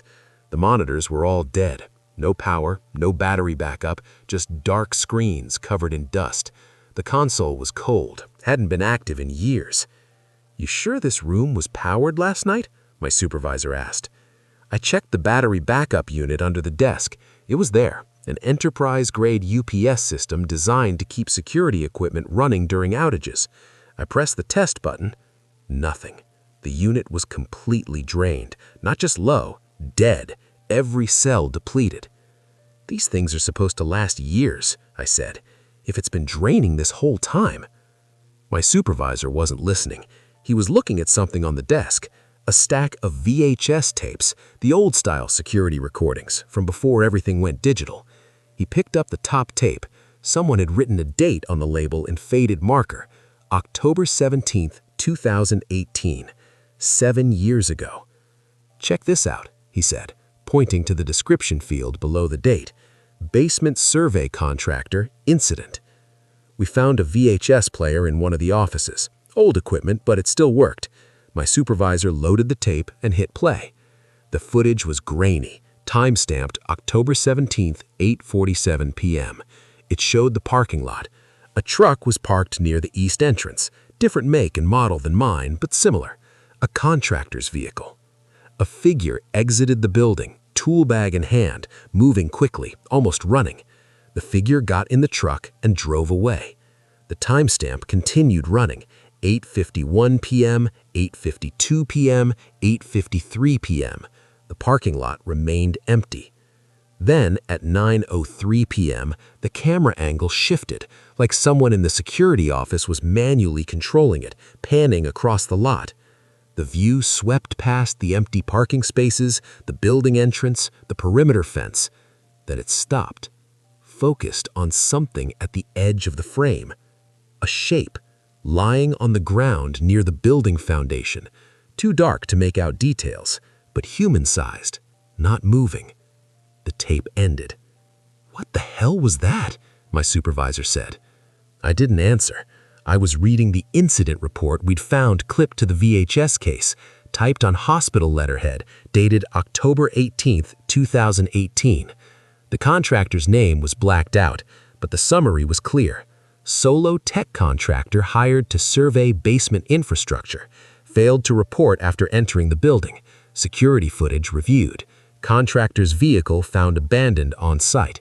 Contractor discovered unresponsive near east entrance at approximately 11:45 p.m. Pronounced dead at scene. Cause of death? Cardiac arrest. "They found him outside," my supervisor said, reading over my shoulder. "Says he made it out of the building." But I was looking at the timestamp. The contractor's truck left at 8:51 p.m. The body was found at 11:45 p.m., 3 hours later. What was he doing for 3 hours? And why did the security camera show him lying there at 9:03 p.m., 2 hours and 42 minutes before he was officially discovered? We left everything we'd found in the security office, logged it with the building owner, included it in our report. I recommended they hire a different contractor to finish the equipment removal. I never went back, but I did more research. Found out St. Catherine's had a history. 3 contractors over the years, all working alone, all experiencing medical emergencies on site. The first one in 2015. I've been exploring abandoned buildings for about 5 years now. Hospitals, asylums, old schools, places people forgot about. I take photos, document what's left behind, and move on. It's peaceful in a weird way. You're alone with history, with decay. Nothing ever changes in these places. They just sit there, frozen in time. Until I found the hospital that wouldn't stay abandoned. It was called Mercy General, closed in 2017 after some Medicare fraud scandal. 4 stories, sitting empty on the edge of town. I'd driven past it 100 times before I finally decided to check it out. Got in through a busted window on the ground floor and made my way up. The 3rd floor was the psychiatric ward. I could tell from the reinforced doors and the observation windows. Most of the rooms were empty, stripped clean. But the common area still had furniture, a few chairs, a couch with the stuffing coming out, a bookshelf tipped on its side. And the walls were covered in graffiti. Tags, drawings, the usual stuff explorers leave behind. Someone had spray-painted "Help Me" in huge letters across one wall. Another spot had a weird symbol I didn't recognize, like a circle with lines through it. I spent about an hour up there taking pictures. Before I left, I did what I always do. I signed the wall, just my tag and the date. My way of saying I was there. Then I headed out. That night, I was going through the photos on my laptop when I noticed something strange. In one of the shots of the common area, there was a chair facing the corner. I didn't remember it being like that. I remember the chairs being scattered randomly, but this one was positioned deliberately, like someone had been sitting at it, staring at the wall. It bothered me enough that I decided to go back the next day. I told myself I just wanted to get a few more shots, maybe check out the 4th floor it skipped. But really, I wanted to see that chair again. I went back the same way, through the same window, climbed up to the third floor, and the second I stepped into that ward, I knew something was wrong. The graffiti was gone. All of it. The walls were bare, faded and water-stained, but completely blank. No tags, no drawings, no "help me" in giant letters. I stood there staring, my brain trying to make sense of it. Maybe I'd gone to the wrong floor. But no, I recognized the layout, the same doors, the same observation windows. My tag was gone too. The wall where I'd signed my name was completely clean. I walked into the common area and my stomach dropped. The furniture had been moved. Yesterday it was scattered and broken. Now everything was arranged neatly. The chairs were positioned in a circle, like a group therapy session. The couch was upright, pushed against the wall. The bookshelf was standing, and there were books on it. Not old, rotting books. These looked almost new. And the dust. The dust was gone. Yesterday, every surface had been covered in a thick layer of dust and debris. I'd left footprints everywhere. But now the floor was clean. Not pristine, but clean enough that I could see the pattern in the linoleum. No footprints. Not mine, not anyone's. I pulled out my phone and opened yesterday's photos. There I was, standing in the same room with dust visible on every surface and graffiti covering the walls. I held the phone up and compared it to what I was seeing. Same room, but completely different. My hands started shaking. I didn't want to be there anymore, but I couldn't move. I just kept looking around, trying to find some rational explanation. Someone had cleaned up. A crew had come in overnight. Except that didn't make sense. Who cleans an abandoned building? And how did they erase graffiti so completely that there wasn't even a shadow of it left? That's when I saw the clipboard. It was sitting on one of the chairs in the circle, a standard medical clipboard with papers attached. I stepped closer. The paper looked new, white, crisp, no water damage or yellowing. I picked it up. It was a patient log sheet, the kind nurses use to track medications and vitals. But it was dated today, this morning, 6:15 a.m. There were entries, times, observations, notes. The handwriting was neat, clinical. One entry said, "Patient remains unresponsive, continues staring at east wall, no change in behavior." There were no names, just patient A and patient B and so on. 5 patients listed. The most recent entry was from an hour ago. I dropped the clipboard and backed away. My mind was racing. This wasn't possible. The hospital had been closed for 7 years. There were no patients, no staff, no power. And yet here was a log from this morning, filled out like this place was still operational. I turned to leave and froze. On the wall by the door, something was written. Not spray-painted, written in what looked like marker, fresh marker. The ink was still slightly wet. It said, "Don't come back tomorrow." I ran, down the stairs, through the hallways, out the window. I didn't stop until I was in my car. My heart was pounding so hard I thought I was going to pass out. I sat there for 20 minutes, trying to calm down, trying to convince myself there was a logical explanation. When I got home, I looked up Mercy General. I'd never bothered to research it before. Most of the articles were about the fraud case and the closure, but I found an older article from 2016, a year before it shut down. There'd been an incident in the psychiatric ward. A patient had attacked a nurse and then turned on other patients before staff could restrain him. 3 people died. The article mentioned that the ward had been struggling with staffing shortages and had been mixing high-risk patients with general population. I kept digging, found a forum where people talked about exploring the building. Most of the posts were normal, people sharing photos, talking about getting in. But there was one thread from 2 years ago, someone describing the exact same thing I experienced. They'd gone in, tagged a wall, came back the next day, and everything was reset, clean, rearranged. They thought they were losing their mind. They posted a follow-up a week later. They said they'd gone back a 3rd time. Against their better judgment, they had to see if it would happen again. They described going up to the 3rd floor and finding everything reset once more. But this time, there was something new. Blood. Fresh blood, pooling on the floor in the center of the common area. Still wet, still warm.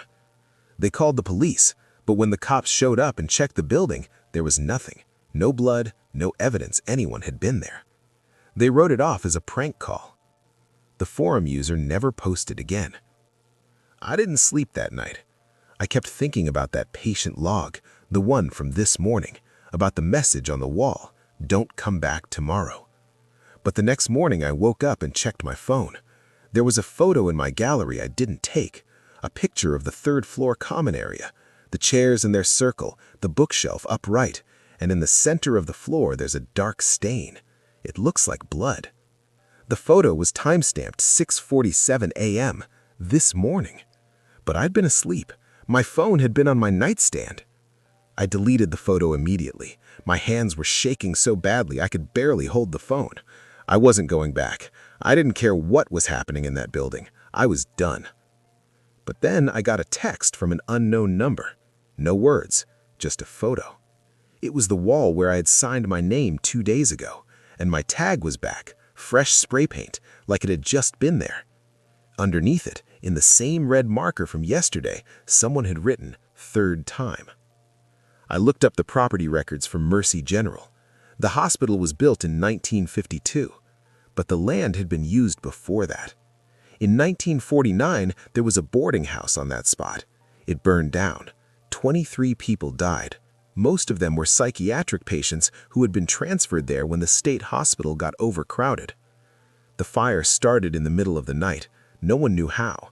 By the time anyone realized what was happening, the exits were blocked. They said some of the patients had been sedated and couldn't get out. Others were locked in their rooms for safety and had no way to escape.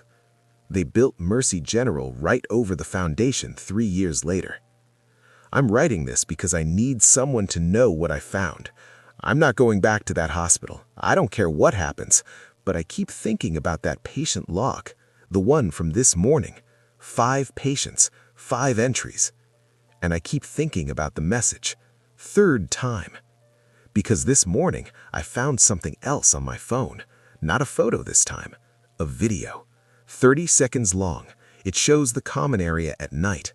The lights are off, but there's just enough moonlight coming through the windows to see. And sitting in those chairs, perfectly still, are 5 figures. I can't make out details. The video quality is too poor, but they're there, sitting in the circle. And they're all facing inward, toward the center of the room, toward an empty chair. The video ends with footsteps, someone walking down the hallway getting closer, and then a voice crackling and distant like it's coming through an old intercom. "Patient 6, please report to group therapy." I checked the metadata on the video. It was recorded tonight, 3 hours from now. I'm not going back, but I can't shake the feeling that it doesn't matter, that whatever's in that ward isn't waiting for me to return. It's just waiting for the right time. The basement smelled like a hospital. Fresh disinfectant, the sharp bite of bleach, that distinct odor of medical-grade cleaning solution. And that was wrong, because this basement had been sealed and flooded for 12 years. I'm a remediation specialist. My company handles environmental cleanup, asbestos removal, mold mitigation, water damage restoration. We got called to Mercy Point Hospital to assess the basement level before demolition. The hospital closed in 2012 after a sewage backup contaminated the lower floors. The city condemned the basement, sealed it off, and the building sat empty ever since. Our job was simple: document the contamination, determine what hazmat protocols were needed before they could tear the place down. I'd done dozens of these assessments. Flooded basements are usually the same: standing water, black mold, structural damage, the overwhelming stench of rot and sewage. But when I broke the seal on the basement access door, that's not what I smelled. I smelled disinfectant. My partner, Rodriguez, noticed it too. "That's weird," he said, pulling his respirator up over his face. "Smells clean." "Probably some chemical reaction," I said, though I didn't believe it. "Maybe the sewage broke down into something else."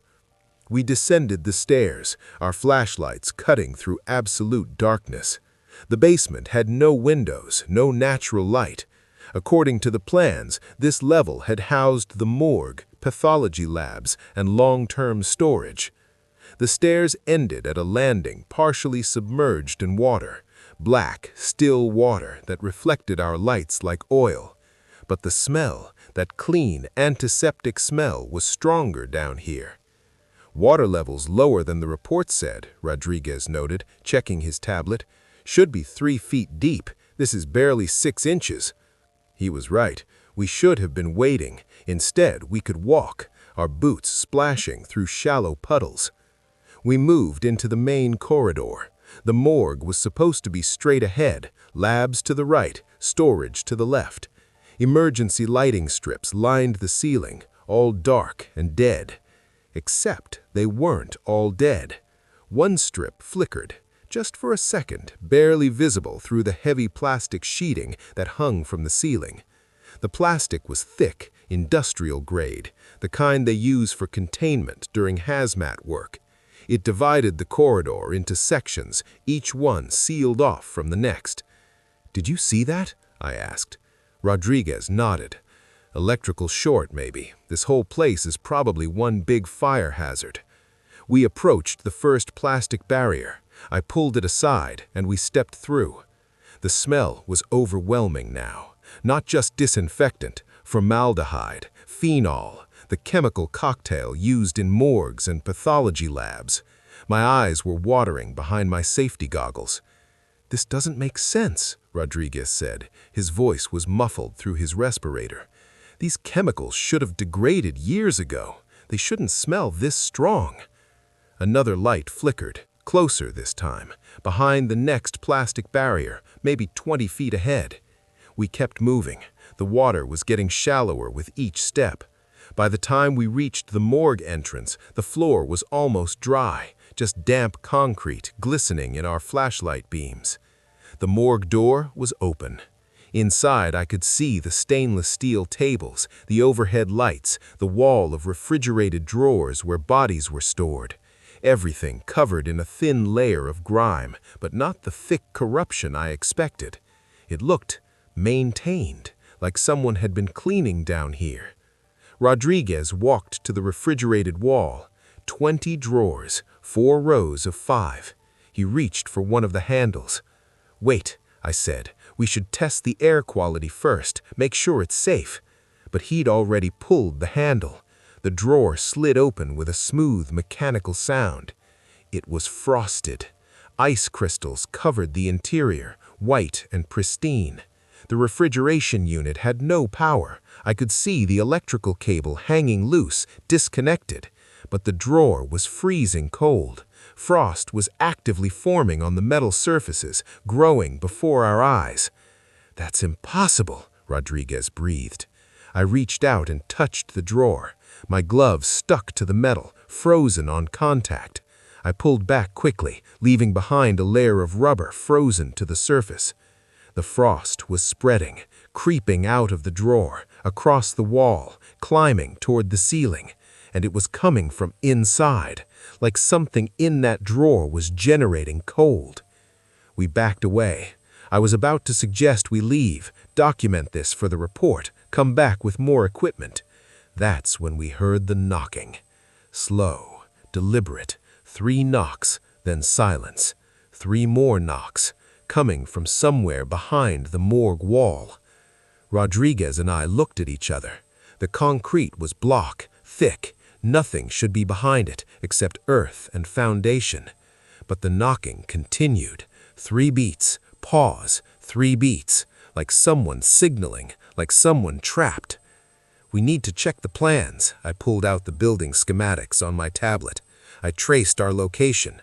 According to this, there's nothing behind that wall. Just, it ends. No room, no space, just wall.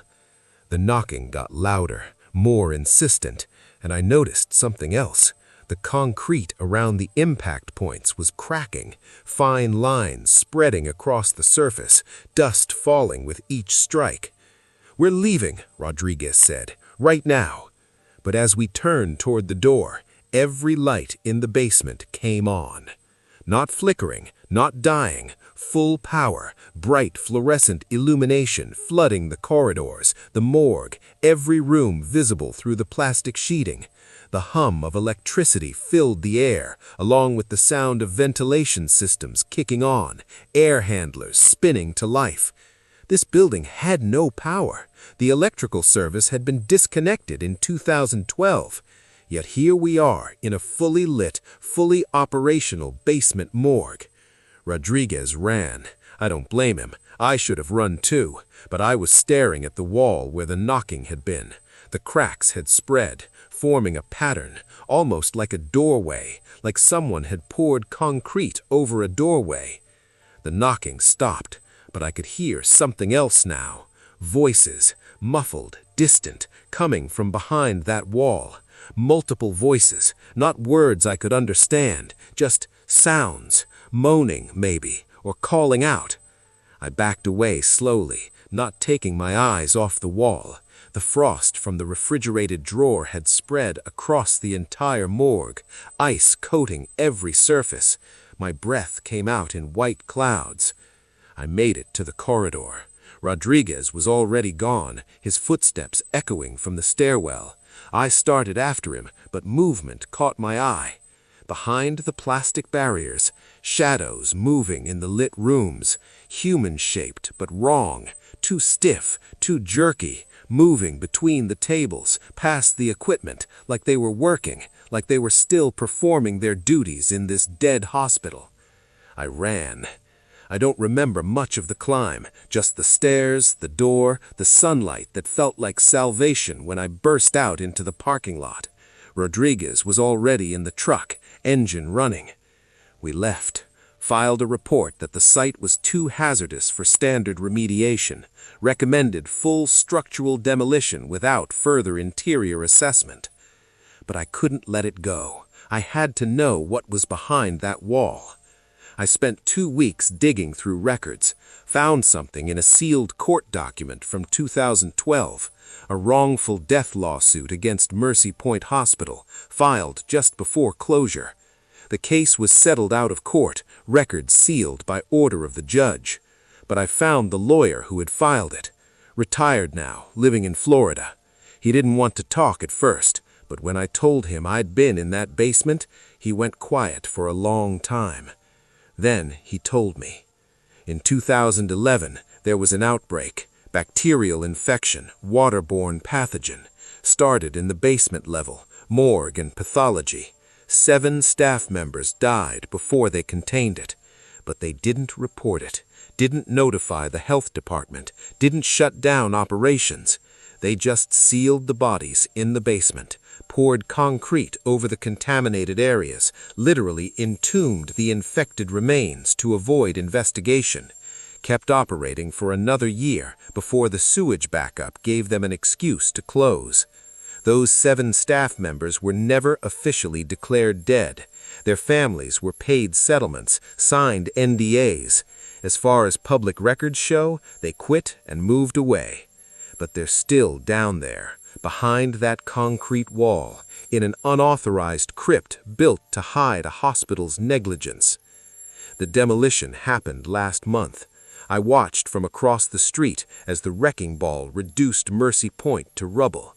When they tore into the basement level, the excavator operator stopped, called his supervisor. There was some kind of commotion, people in hazmat suits examining something in the debris. I tried to get closer, but they'd cordoned off the area. All I could see were body bags, multiple body bags, being loaded into a medical examiner's van. The official statement said they'd discovered historical remains, proper. The hospital bed rolled past me in the hallway, moving on its own with perfect precision, and I watched it stop outside the surgery room like it knew exactly where it was going. I'm a night security guard at Westfield Memorial, or what's left of it. The hospital's been partially closed for 5 years. The West Wing still operates with limited services, but the East Wing was shut down in 2019. Budget cuts, they said. Not enough patients to justify keeping both sides open. My job is to patrol both wings, make sure the closed section stays secure, check for water leaks, keep squatters out. It's boring work. I walk the same route 4 times a night, 8 hours of empty corridors and dark rooms. I know every sound this building makes. The way the pipes clank when the heat cycles on, the hum of the backup generator in the basement, the creak of settling floors. After 2 years of night shifts, nothing surprises me anymore. Until tonight. I was on my second patrol, walking the main corridor of the East Wing. It's a long hallway, maybe 200 feet, stretching from the old emergency department to the surgical suite. No windows, no cross-ventilation, just fluorescent lights that flicker because nobody maintains them anymore. I was halfway down when I heard it. Wheels. The distinctive squeak and rattle of a hospital bed being moved. I stopped, turned around. At the far end of the corridor, barely visible in the dim light, a bed was rolling toward me. Just rolling. No one pushing it, no one pulling it, moving down the center of the hallway at a steady, deliberate pace. I stood there, frozen. My brain was trying to rationalize it, sloped floor, momentum, something logical.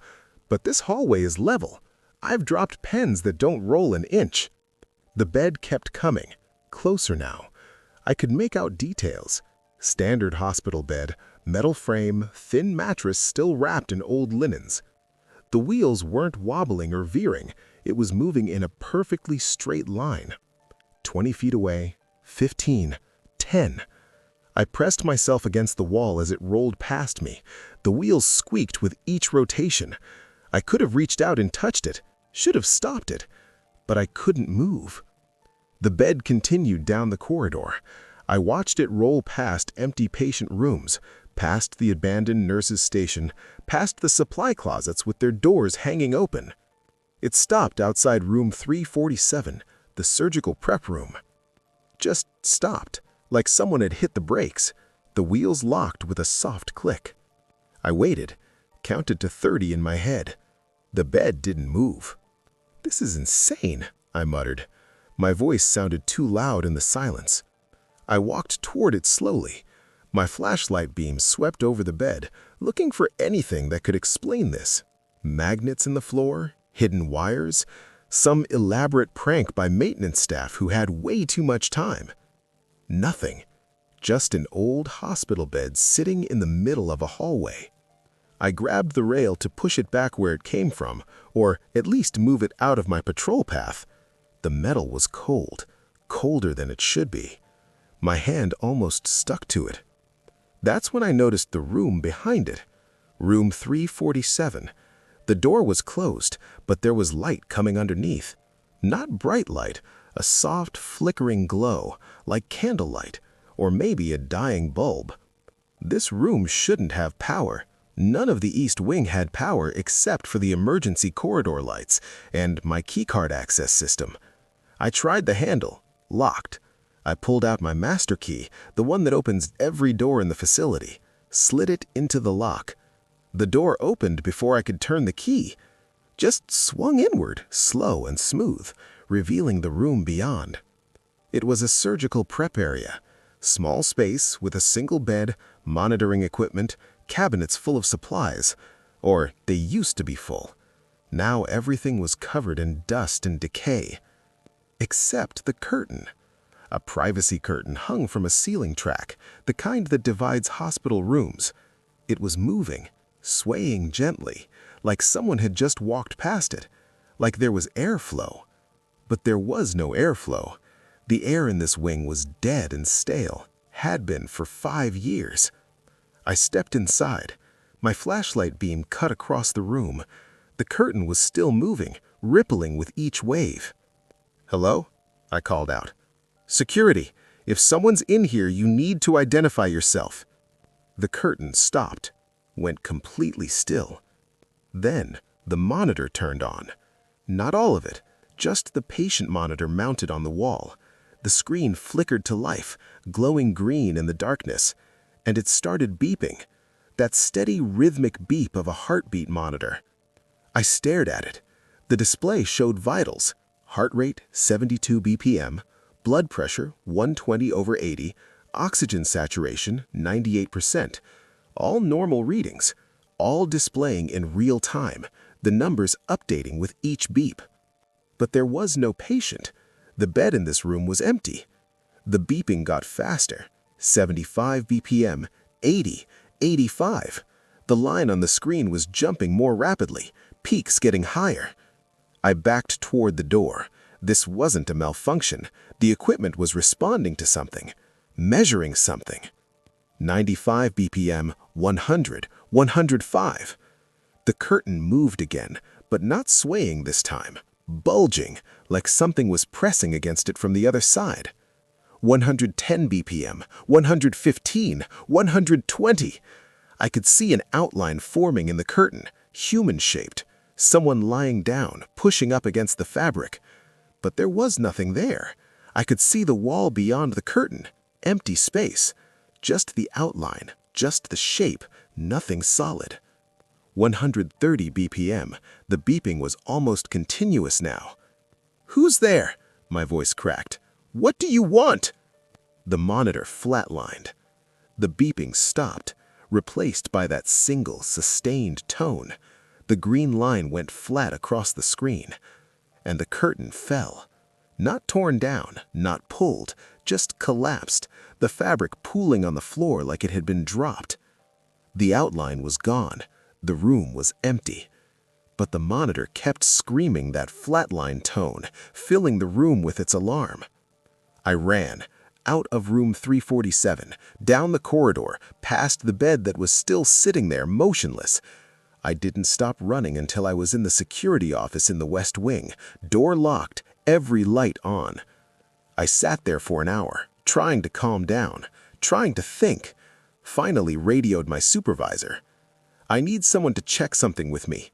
East Wing, room 347, equipment malfunction."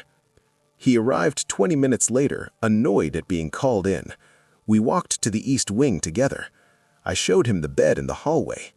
"So move it," he said. "What's the big deal?" I told him it rolled here by itself. I watched it. He looked at me like I was crazy.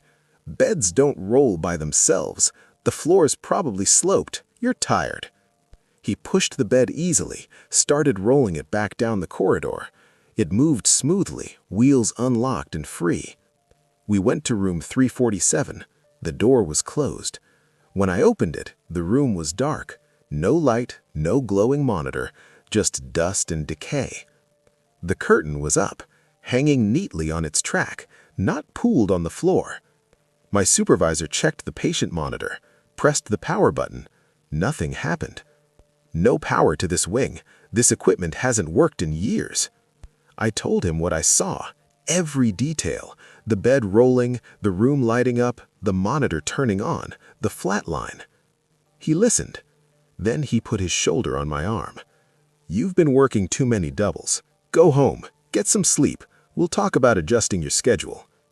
But I saw what I saw, and I needed to know why. I spent the next day researching Westfield Memorial's history, specifically why the East Wing closed in 2019. The official story was budget cuts, consolidation, efficiency. But I found a news article from November 2019, small piece, buried in the local section. The East Wing had been evacuated, emergency closure ordered by the health department after a fire alarm malfunction. 300 patients transferred to the West Wing or other facilities over a 48-hour period. The article mentioned that several patients had died during the evacuation, complications from the stress of transport, elderly patients, critical care cases, people who shouldn't have been moved. One patient died in transit between wings, cardiac arrest in the hallway while being moved on a gurney. Room 347 was listed as their origin point. I found the patient's name in the obituaries. Margaret Ken, 67 years old, died November 18, 2019. Room 347. The article said she'd been waiting for surgery, preoperative prep, monitoring showed stable vitals until the evacuation order. Then, during transport, her heart rate spiked. She went into cardiac arrest in the corridor. They tried to resuscitate her. Failed. The East Wing never reopened after that night. Too many lawsuits, too much liability. But here's what the article didn't mention. I checked the hospital's internal incident reports, found the file on Margaret Ken's death, read the timeline. She was being transported from room 347 to the surgical suite for an emergency procedure, but during the evacuation